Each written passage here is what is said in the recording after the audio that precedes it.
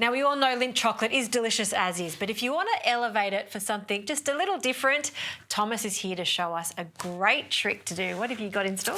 This is really interesting. So the combination of sweet and salty actually works really well. Combine that with beautiful Lindt Excellence 70%, I think you agree, we'll be on a winner. So we take 1 square of 70% Excellence and then some beautiful almond butter.